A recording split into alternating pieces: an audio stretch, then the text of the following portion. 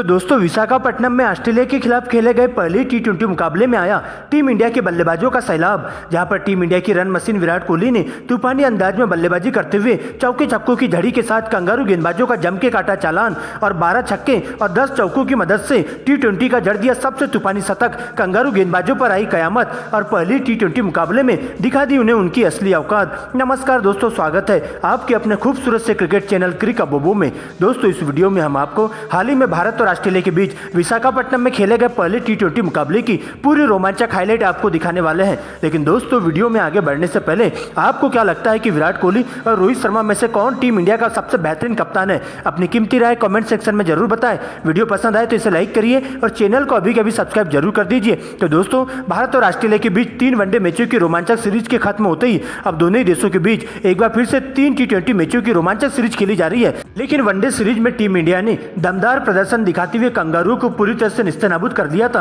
और सीरीज को 2-1 से अपने नाम कर लिया था। लेकिन दोस्तों हाल ही में विशाखापट्टनम में पहला टी20 मुकाबला खेला गया, जहां पर टीम इंडिया की कमान अनुभव के धनी रोहित शर्मा के कंधों पर सौंपी गई थी। तो दोस्तों ऑस्ट्रेलिया के लिए तेज गेंदबाज कमिंस कप्तानी करते हुए देखे गए थे। दोस्तों इसके बाद शाम 7 बजे मुकाबले में टॉस किया जाता है, सिक्का उछाला जाता है और सीधा कमिंस के पक्ष में गिरता है। जहां टॉस जीतकर कमिंस पहले बल्लेबाजी करने का निर्णय लेते हैं तो दोस्तों टीम इंडिया के पक्ष में गेंदबाजी जाती है। दोस्तों इसके बाद ऑस्ट्रेलिया की पारी की शुरुआत करने टीम के लिए विस्फोटक ओपनर बल्लेबाज मिशेल मार्श और डेविड वार्नर मैदान पर आते हैं, जिनके कंधों पर टीम को ठोस शुरुआत देने की जिम्मेदारी होती है। तो दोस्तों टीम इंडिया की तरफ से पहले ओवर की गेंदबाजी करने के लिए तेज गेंदबाज जसप्रीत बुमराह आते हैं और पहली ओवर में उनका सामना होता है मिशेल मार्श से, जहां पर मिशेल मार्श का बल्ला तूफानी अंदाज में गरजता है और पहली ओवर में 3 करारे चौके बुमराह को जड़ देते हैं। और इस प्रकार से एक ओवर की समाप्ति पर ऑस्ट्रेलिया का स्कोर बिना विकेट गंवाए 12 रनों तक पहुंच जाता है। दोस्तों इसके बाद दूसरे ओवर की गेंदबाजी करने के लिए तेज गेंदबाज मोहम्मद सिराज आते हैं, जहां पर पहली पटकी हुई गेंद पर डेविड वार्नर के द्वारा करारा छक्का लगा दिया जाता है। लेकिन दोस्तों इसके बाद शानदार वापसी करते हैं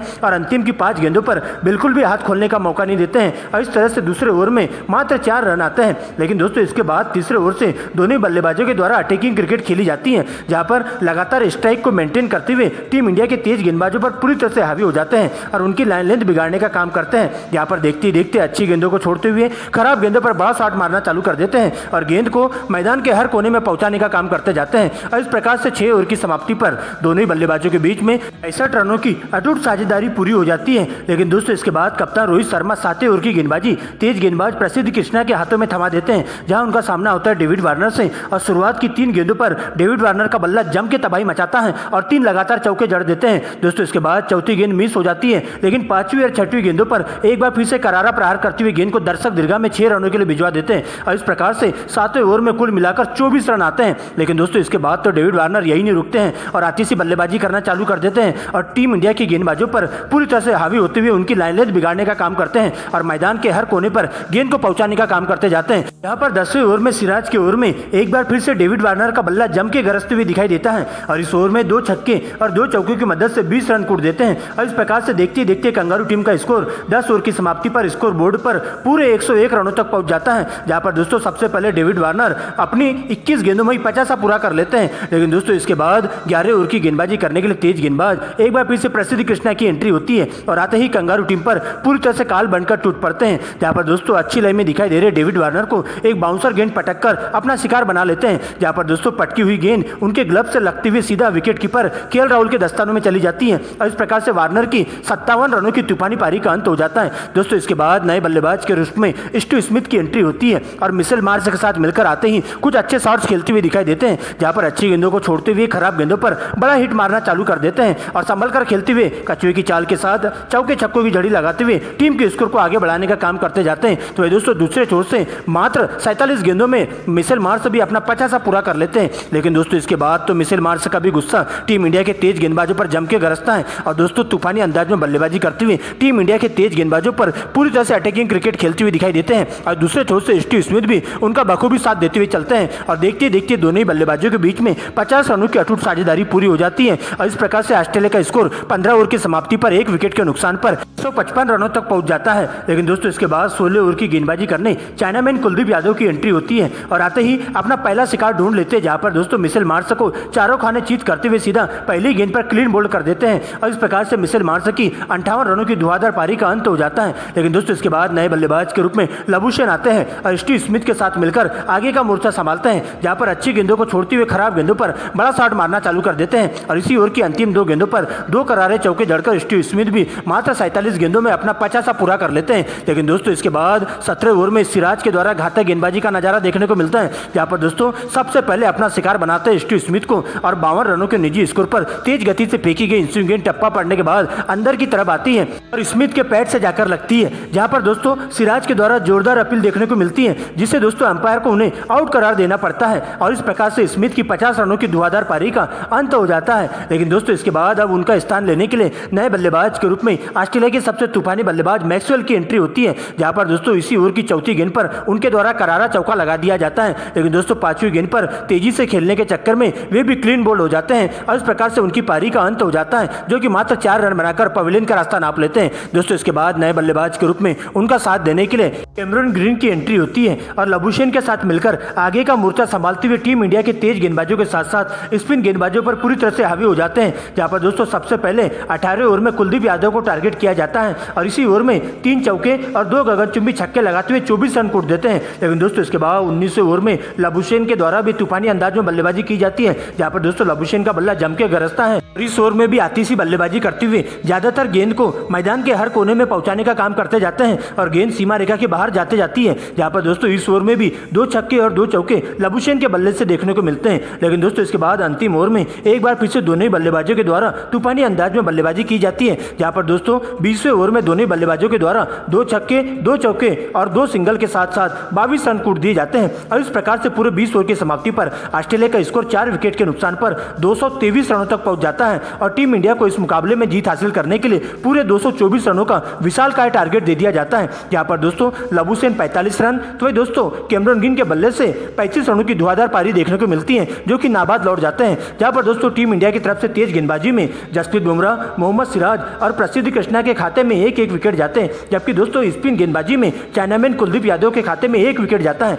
दोस्तों इसके बाद टीम इंडिया के लिए रनों की बारिश करने के इरादे से भारतीय टीम के 2 धाकड़ ओपनर बल्लेबाज शुभमन गिल और रोहित शर्मा मैदान पर आते हैं, जिनके कंधों पर टीम इंडिया को ठोस शुरुआत देने की जिम्मेदारी होती है। तो भाई दोस्तों ऑस्ट्रेलिया के लिए पहले ओवर की गेंदबाजी करने के लिए तेज गेंदबाज मिशेल स्टार्क की एंट्री होती है। पहली गेंद पर रोहित शर्मा के बल्ले से कवर ड्राइव के साथ 4 रनों से खुद का और भारतीय पारी का आगाज करते हैं। लेकिन दोस्तों इसके बाद इसी ओवर की अंतिम 2 गेंदों पर 2 करारा प्रहार करते हुए फाइन लेग की दिशा में 2 गगनचुंबी छक्के लगा देते हैं और इस प्रकार से इस ओवर में 16 रन कूट देते हैं। लेकिन दोस्तों इसके बाद दूसरे ओवर में तेज गेंदबाज कैमरन ग्रीन गेंदबाजी करने आते हैं, जहां पर दोस्तों गिल के बल्ले से रिवर्स स्वीप खेलते हुए 4 रन निकल जाते हैं और इसके बाद दोस्तों इसी ओवर की अंतिम गेंद पर एक और करारा चौका लगाते हुए इस ओवर में 8 रन बटोर लेते हैं। लेकिन दोस्तों इसके बाद तीसरे ओवर में ऑस्ट्रेलिया की तेज गेंदबाज कमिंस की एंट्री होती है और घातक गेंदबाजी करते हुए शुरुआत की 3 गेंदों पर रोहित शर्मा को बिल्कुल भी हाथ खोलने का मौका नहीं देते हैं। लेकिन दोस्तों इसके बाद ताबड़तोड़ अंदाज में बल्लेबाजी करते हुए अंतिम की 3 गेंदों पर रोहित के बल्ले से 3 लगातार चौके देखने को मिलते हैं। दोस्तों इसके बाद तो दोनों ही बल्लेबाजों के द्वारा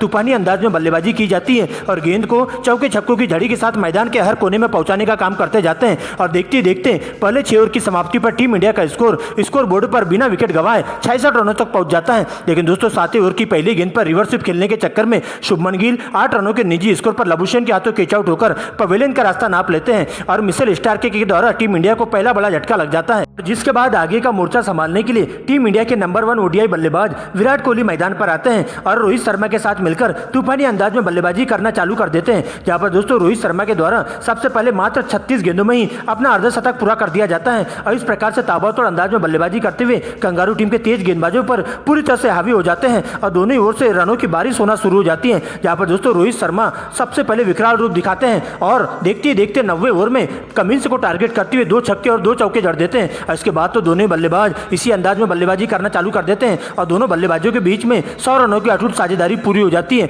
लेकिन दोस्तों इसी बीच 14वें ओवर की गेंदबाजी करने के लिए ऑस्ट्रेलिया की स्पिन गेंदबाज मैक्सवेल की एंट्री होती है, जहां पर दोस्तों आते ही टीम इंडिया की बड़ी मछली का शिकार करते हैं, जहां पर रोहित शर्मा एक रिवर्स स्वीप शॉट खेलने के चक्कर में गेंद बल्ले का ऊपरी हिस्सा लगते हुए ऊपर की तरफ चले जाती है और जहां पर एलएस केरी के हाथों उन्हें कैच आउट करवा दिया जाता है और इस प्रकार से रोहित शर्मा की 72 रनों की तूफानी पारी का अंत हो जाता है। इसके बाद नए बल्लेबाज के रूप में केएल राहुल मैदान पर आते हैं और विराट कोहली के साथ मिलकर लगातार स्ट्राइक मेंटेन करते हुए चलते हैं और अच्छी गेंदों को छोड़ते हुए खराब गेंदों पर बड़ा हिट मारना चालू कर देते हैं और 18 ओवर की पहली गेंद पर विराट के बल्ले से एक करारा चौका जड़ दिया जाता है और देखते ही देखते विराट भी मात्र 37 गेंदों में ही अपना 50 पूरा कर लेते हैं। लेकिन दोस्तों इसके बाद दूसरे छोर से सबसे पहले केएल राहुल के द्वारा भी अपने हाथ खोले जाते हैं और दोस्तों इसी ओवर की चौथी गेंद पर बड़ा हिट मारने के चक्कर में सीमा रेखा के पास 18 रनों के निजी स्कोर पर कैच आउट हो जाते हैं और इस प्रकार से उनकी पारी का अंत हो जाता है। जिसके बाद दोस्तों नए बल्लेबाज के रूप में श्रेयस अय्यर की एंट्री होती है, लेकिन ओवर की अंतिम गेंद पर वे पूरी तरह से मिस हो जाते हैं बॉल को खेलने में और सीधा क्लीन बोल्ड हो जाते हैं और इस प्रकार से बिना खाता खोले ही